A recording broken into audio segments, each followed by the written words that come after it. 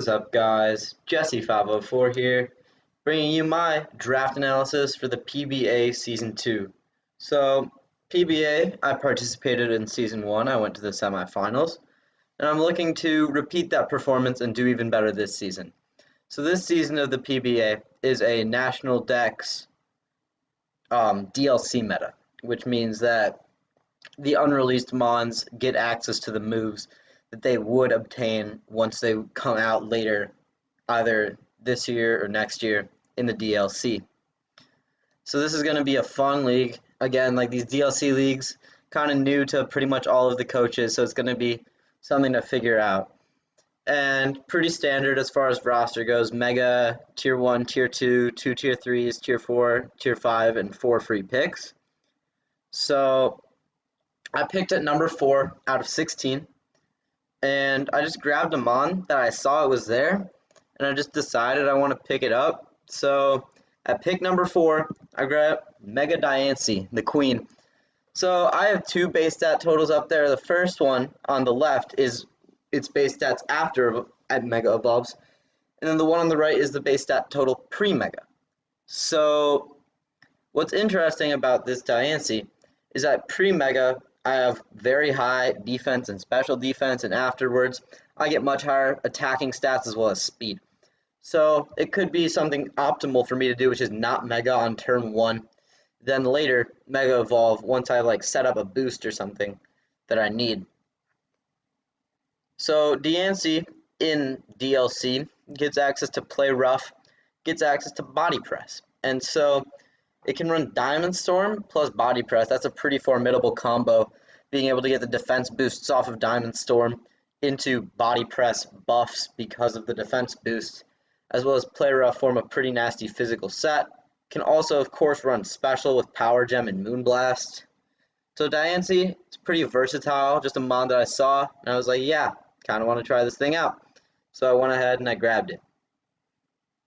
So then I waited a good bit, kind of contemplated what exactly I wanted to do, but I saw some of the Season 1 coaches going out and grabbing Mons from their first team, so I figured I'd set myself up to do it by first grabbing Garchomp, Ace. Yeah, it's Garchomp, one of the best Mons. Sadly, did not get access to Dragon Dance, otherwise this thing might have been too broken. Still, 102 base speed is perfect, it's just above the base 100s, 130 base attack is strong, 80 base special attack is serviceable if I do want to lean on it. Can also be a fairly defensive set. 108 base HP, 95 defense, 85 special defense. With Rough Skin, can run Rocky Helmet to just counter all sorts of Mons. So Garchomp, pretty versatile, one of the great draft league Mons. I'm pretty excited to use it. Haven't used it before yet in all the leagues I've done. And so, given the DLC, Garchomp hasn't really improved much, but it's still Garchomp. You gotta respect it at the pseudo-legendary point. And yeah, everyone just knows to fear Garchomp, so I figured, yeah, I'd grab Garchomp since it's still sitting here after round 2.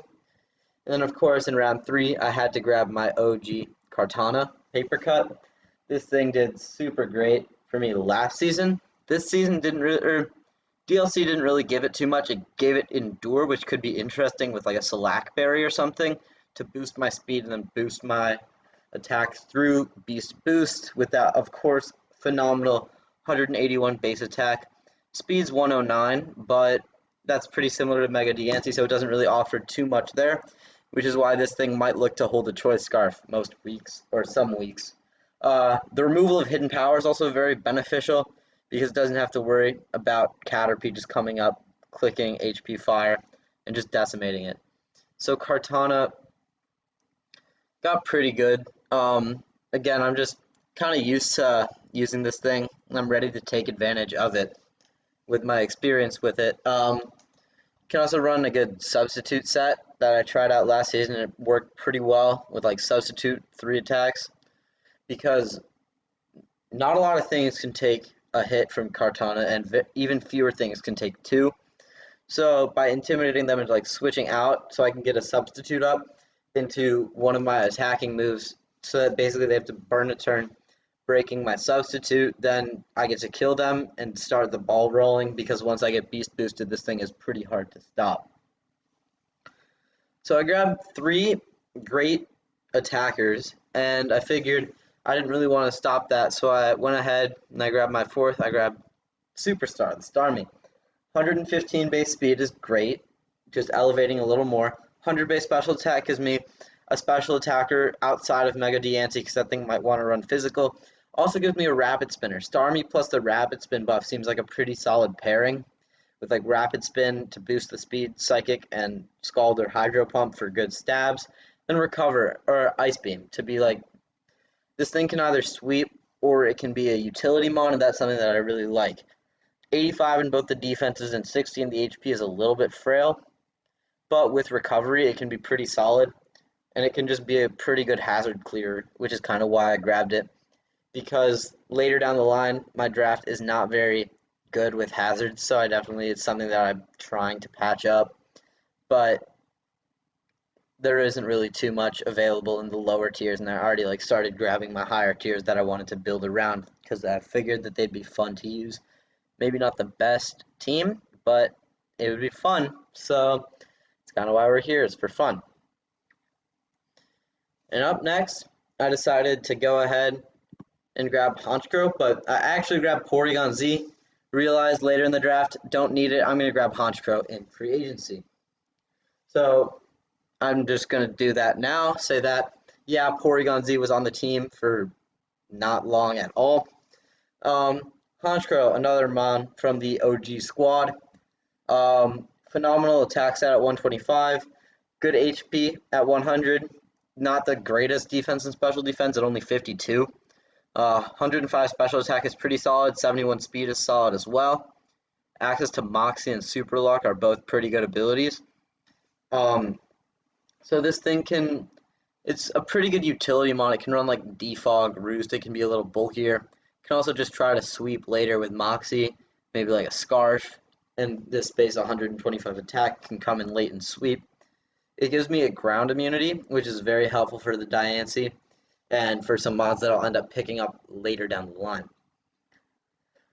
So up next, I decided to follow up my Honchkrow by grabbing Chandelure, because at this point I was like, yeah, I'm going to need a few more special attackers, because at this point I did have Porygon Z, but as we know, that didn't really last. So I'd grab Chandelure. A mon that I've also wanted to try out. 80 base speed is average. 145 base special attack is great. So this thing can run Scarf, it can run Specs, it's a pretty good utility mon with not a lot of switch-ins. Flash Fire is a great ability, but we're going to need to try to keep hazards clear since it is weak to Rock. Fire Ghost is great, especially with Flash Fire. It gives me 3 immunities effectively, and a good amount of resistances using Fire's good defensive typing.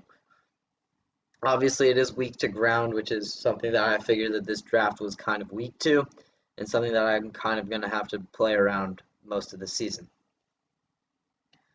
So up next, I decided that I would grab Avalugg, the greatest Pokemon created. I'm just kidding. It's one of my favorites, though. Yeah, this thing's a monster. 184 base defense is really nice. I have this in the Westeros International, and it came and it did pretty well. 184 base defense is really nice. 117 base attack. I kind of forget that it has that great attacking stat sometimes. I mostly rely like Rapid Spin, Recover, Body Press, Toxic. That's a general pretty good set for Avalugg holding the heavy duty boost. Plus Sturdy means it can take any one hit from anything and threaten it back with a big body press off of that 184 base defense stat. Obviously, Ice isn't the greatest defensive typing, but it is an Ice Resist, which is kind of helpful since my Steel doesn't resist it, and also Garchomp is quad weak to it. So I kind of figured that Avalugg was the right grab for me. Also, yeah, this thing helped me out in Season 1 a lot, so one that I'm pretty familiar with. And up next, I decided, why not? I'm going to grab Toxtricity. Toxtricity, obviously 75 base speed isn't the greatest, but it has access to Shift Gear to boost that, plus Throat Spray and its ability Punk Rock make for a pretty solid special attacking set. Boom Burst is solid, hits a lot of things neutrally, especially after the overdrives and sludge waves that this thing can't hit because some things are not the greatest to hit with them, obviously. Steel resist is really nice for Mega Diancie. And this thing is obviously quad weak to ground, which is another reason why I wanted to avoid the ground, because we got Mega Diancie, we got Chandelure, and we got this Tricity here. And we're going to be picking up one more later who are all weak to ground. And so that's why I wanted to grab Honchkrow. That's why Avalugg is pretty helpful, because it's a ground resist, or because it's not a ground resist, but most ground is physical. And so by having a solid physical wall, that helps the team. And obviously we have good ways to punish ground in Starmie and Kartana. So Toxtricity I felt like could merge with the rest of my team. Also gives me Volt Switch, and which is pretty helpful considering that normally I like to have a lot of momentum, and I don't really have too much of it right now. But adding Toxtricity definitely helps the squad. And so up next, I decided to go grab my Tier 5 Ursaring. This is when I kind of realized, yeah, I don't really need Porygon 2 anymore. I can grab Ursaring as my main normal type. 55 base speed isn't the fastest, but it does have access to quick feet, which means that obviously I can run one of the status orbs to help boost my speed, or I can run Guts to help hit harder. So this thing is great because my opponents don't want to status it, because it gets much better if it is statused, and I get to pick which way is going to be boosted in either speed or attack. Obviously a great attack set in 130, pretty bulky with 90 HP, 75 defense, 75 special defense, can definitely live a hit and then deal back a big one, especially with Stab Facade when it's often going to be statused.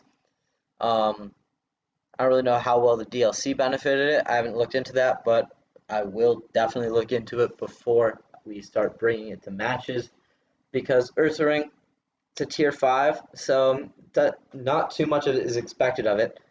But if I can take advantage of a tier 5, that's pretty good.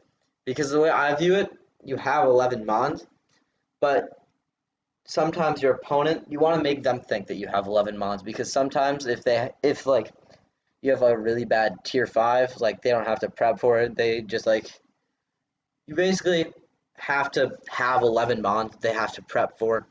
And by having this Ursaring, it threatens them to be like, oh, what do I do if they have an Ursaring? Like, what if the Ursaring is Guts? What if it's Quick Feet? I have to find a way to deal with both. And so, up next, I decided, yeah, I'll grab Throw. Kind of forgot it existed, to be honest. Then I was looking through all the Stealth Rockers that I could get. And yeah, Throw does it pretty well. Again, another one of those Guts mons, which is pretty good. 100 base attack is pretty solid, 120 HP and 85 in both of the defenses, allowed it to be pretty solid defensively.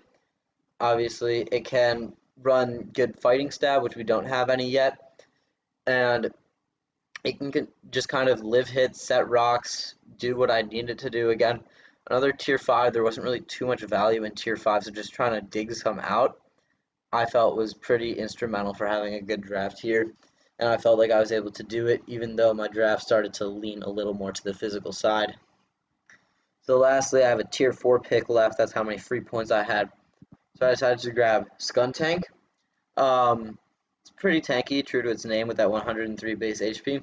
Obviously, the base defenses aren't too great, but the 103 base HP makes it pretty solid. 97 base attack is decent, along with the 84 base speed. It is a defogger. It has pretty solid coverage. And so Skuntank, I found it in tier 4. There wasn't really too much I wanted. Maybe later down the line it'll get swapped for something. But its only weakness is ground, which is really helpful, even though we are a bit ground weak.